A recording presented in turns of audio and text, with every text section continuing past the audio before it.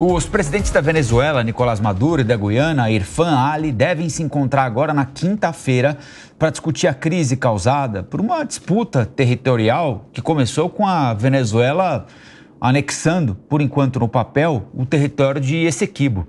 O presidente Lula foi chamado, após se colocar à disposição, vai servir como observador da reunião, não ele, pessoa física, irá o assessor para assuntos internacionais, Celso Amorim. A gente vai conversar agora com o Danilo Porfírio de Castro Vieira, que é professor titular de Relações Internacionais do Centro Universitário de Brasília. Professor, bom dia, obrigado pela entrevista.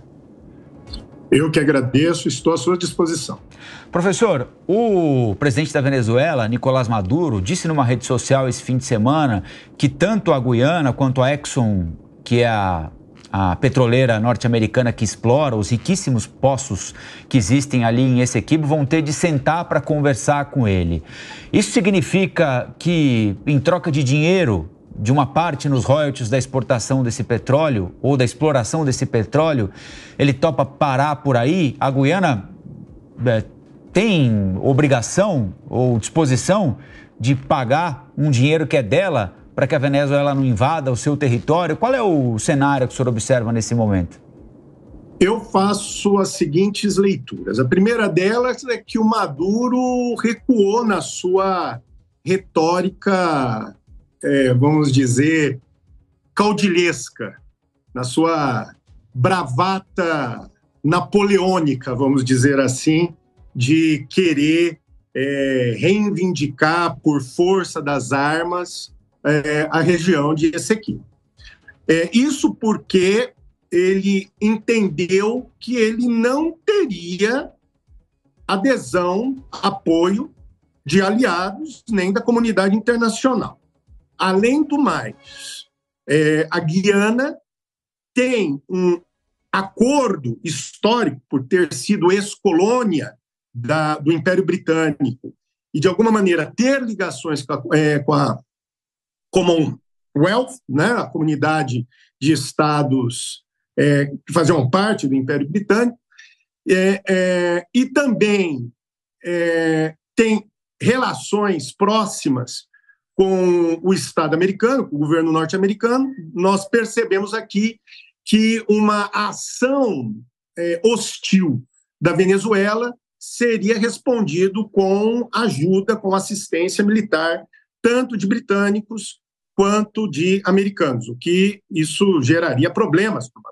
E outra questão, Lula, o governo Lula, que é um governo que, em princípio, é aliado do governo Maduro, acabou por não expressar nenhum apoio e nenhuma voz aqui de legitimidade em relação às pretensões de Maduro, não é? E tanto foi chamado pelo governo norte-americano no intuito de ter uma participação no processo de mediação de composição.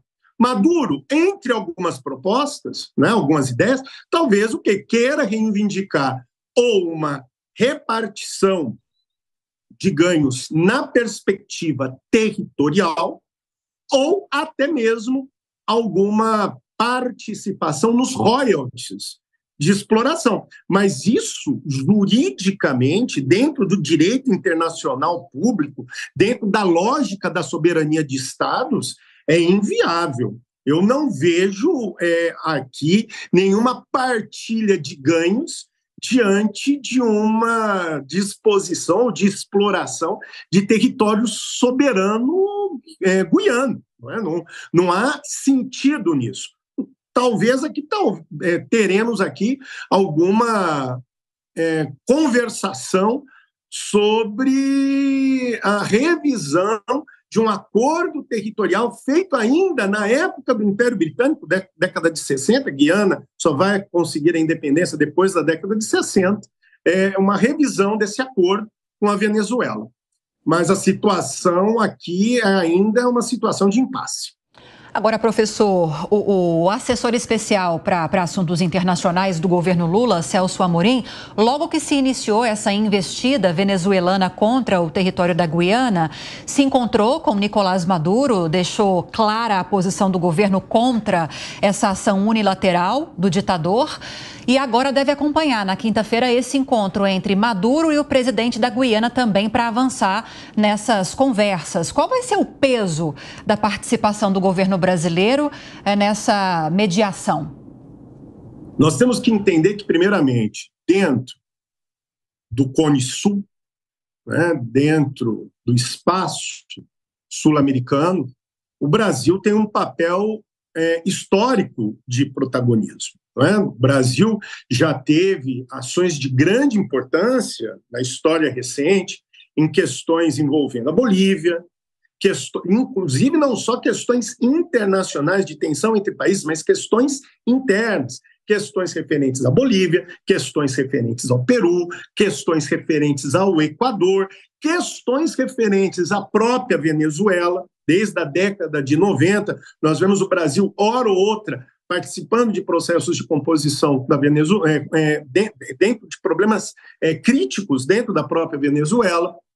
Então, nós temos um protagonismo diplomático muito forte dentro da América do Sul, nós brasileiros. Segundo ponto, uma tradição diplomática de composição e de tecnicidade, no intuito de se evitar conflito, tensionamento, envolvimento de armas, para a histórica reivindicação do Brasil em trazer para essas composições organizações internacionais que também ajudem, auxiliem no processo de mediação, como no caso da OEA. Então, o Brasil aqui tem um papel de composição, de acomodação, numa busca de mediação pacífica entre países que são países vizinhos também ao Brasil. Interessa ao Brasil o quê? Uma manutenção da paz na região. Ainda mais que, se nós tivermos um conflito, teremos ação interventiva de países que, aos olhos da política brasileira, não são bem-vindos. A presença, por exemplo, dos americanos ou britânicos novamente na região amazônica, isso não é interessante ao Brasil. Então, o Brasil vai ter esse papel de acomodação dentro da sua tradição diplomática, dentro do seu histórico técnico diplomático. Professor, a Amanda Klein quer fazer uma pergunta para o senhor também. Amanda. Professor, bom dia.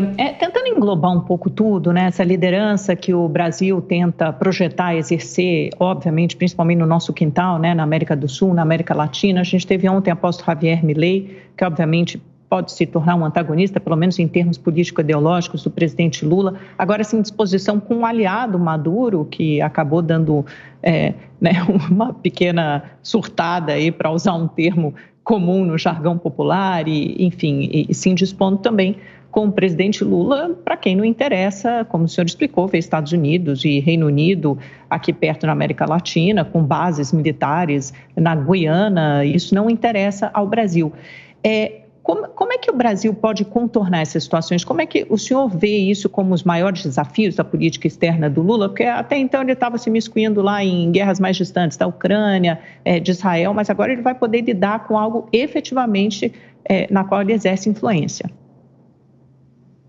Eu conto com ainda com o bom senso de composição do presidente Lula. O Lula sempre foi um homem, historicamente, de se sentar na mesa e de se dialogar e compor.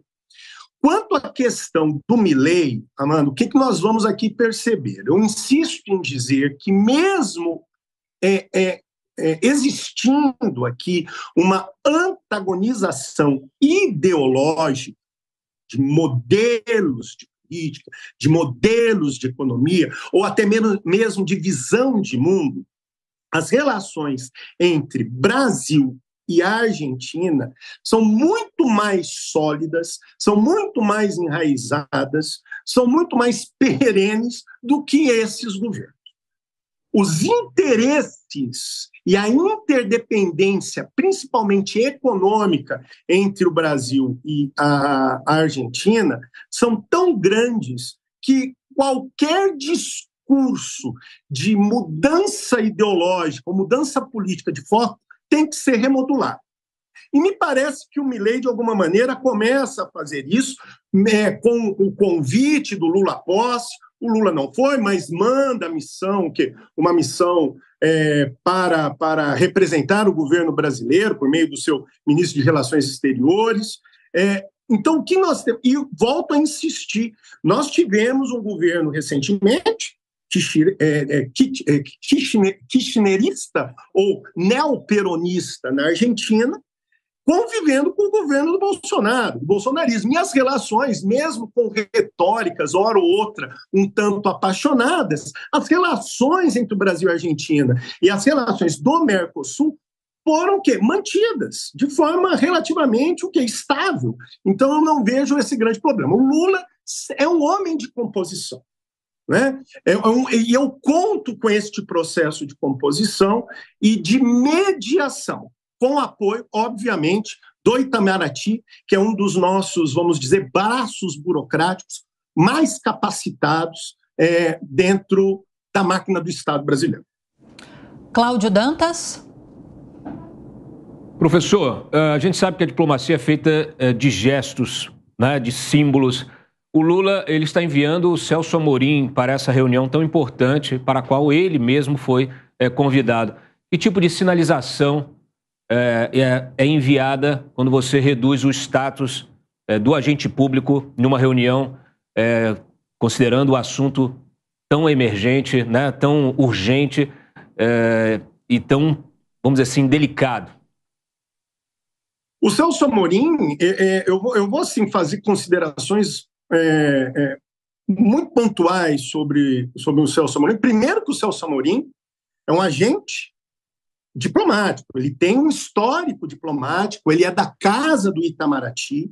Segundo, que o Celso Amorim só é lembrado, né, dentro dos governos dos vários governos Lula, inclusive compondo, ou como ministro de Relações Exteriores do Lula, ou como agente em composição com o falecido Marco Aurélio nas ações de composição da América Latina. Independentemente dos seus posicionamentos ideológicos, nós temos que lembrar que o Celso Amorim também foi ministro de Relações Exteriores do governo Fernando Henrique Cardoso, e fez um excelente trabalho em termos de experiência, em termos de competência, e, além de tudo, por ser um assessor especial da presidência, ou seja, um homem de confiança do presidente, creio eu que essa ação, essa presença do Celso Amorim na Venezuela, nessa perspectiva de observação do acordo, dá, inclusive, maior força, inclusive credibilidade, ou seja, o governo, o homem forte na política das relações exteriores do governo Lula, está lá para compor. Então, eu não vejo um desmerecimento da máquina de Estado, não. Pelo contrário, mostra-se um recado que a situação é pertinente ao governo brasileiro, ao líder, ao presidente, ao chefe de Estado, de governo da nação brasileira, e que essa situação merece atenção e competências necessárias. Muito bem, nós conversamos com o professor Danilo Porfírio, professor titular de Relações Internacionais no Centro Universitário de Brasília. Professor, muito obrigado pela entrevista, boa semana para o senhor, até a próxima. Obrigado a todos e um bom dia e um bom início de semana. Para nós, obrigada, bom dia.